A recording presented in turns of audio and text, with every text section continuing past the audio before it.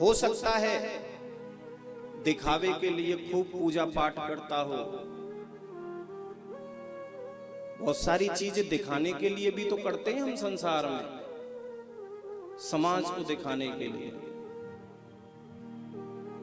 लेकिन जो शरण में पहुंच जाता है फिर वो दिखावा नहीं कर सकता, ये ध्यान रखना।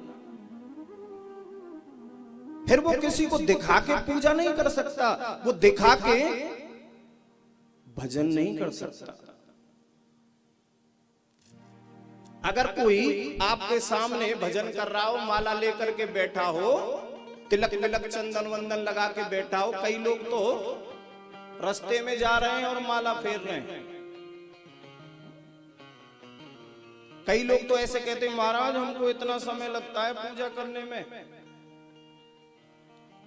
बताते हैं, जताते हैं, लोग जाने हमारे बारे में कि हमको इतना टाइम लगता है। लेकिन सच्चाई क्या है? जो सच में भगवान की शरण में पहुंच गया वो दिखा ही नहीं सकता। हमारे गुरुजी हमसे कहा करते थे कि असली भजन कौन सा है, असली भजन कौन सा होता है? बोले असली भजन वो होता है कि किसी को कानों कान खबर ना चले और आप भजन कर ले। जैसे दान बताया, रामायण में लिखा है कि दान, श्रेष्ठ दान कौन सा है? बोले श्रेष्ठ दान वो है जो इस हाथ से दिया और इस हाथ को पता ही ना चला। इस हाथ से दिया, इसको पता ना चले। ऐसे ही भजन का है। जो सच्चे भक्त होते हैं भगवान के, जो संत होते हैं भगवान के शरण में जाने वाले, वो तो कब कब में उनका भजन हो जाता है, कब कब में पूजा होती है, किसी को पता नहीं चलता। मन का कांटेक्ट है, मन का कनेक्शन है। शरीर का कोई कनेक्शन नहीं होता भगवान से, मन का होता है। बोलो जय श्री कृष्ण। ऐ जोड़ते बोल दो एक बार, और जोड़ते बोलो, और जोड़ते बोलो।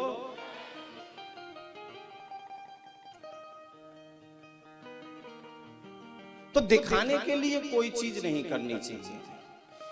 तो माता देवकी क्या कहती है कि जो मृत्यु से डरता है और मृत्यु के भय से दसों दिशाओं में डोलता है, वह भी यदि आपकी शरण में आ जाए तो वह मृत्यु पर भी विजय प्राप्त कर लेता है, वो मृत्यु को भी जीत लेता है। इसीलिए 7 दिन भागवत सुनने के बाद जब भागवत कथा का विश्राम हुआ, सुखदेव भगवान ने परीक्षित को अंतिम प्रश्न किया। आप सुनेंगे 7वें दिन की कथा में, जब अंतिम प्रश्न भगवान सुखदेव ने परीक्षित से किया तो केवल यही प्रश्न किया कि परीक्षित 7 दिन पहले तुम कहते थे कि मैं 7 दिन बाद मर जाऊंगा, तक्षक नाग मुझे काट लेगा, मेरी मृत्यु हो जाएगी, तो बता, तुमने 7 दिन से मेरी कथा सुनी है भगवान की भागवत कथा, क्या तुम मरोगे? अंतिम प्रश्न था ये, क्या तुम मरोगे? तो परीक्षित ने मुस्कुराते हुए क्या जवाब दिया? बोले गुरुदेव, मेरा जन्म ही नहीं हुआ तो मेरी मृत्यु कैसी? शरीर जन्म लेता है, शरीर ही मरता है, हम शरीर नहीं है। परीक्षित कहते हैं मैं शरीर नहीं हूं, जन्म और मृत्यु तो शरीर की है, मैं तो आत्मा हूं। आत्मा न कभी जन्म लेती है न कभी मरती है।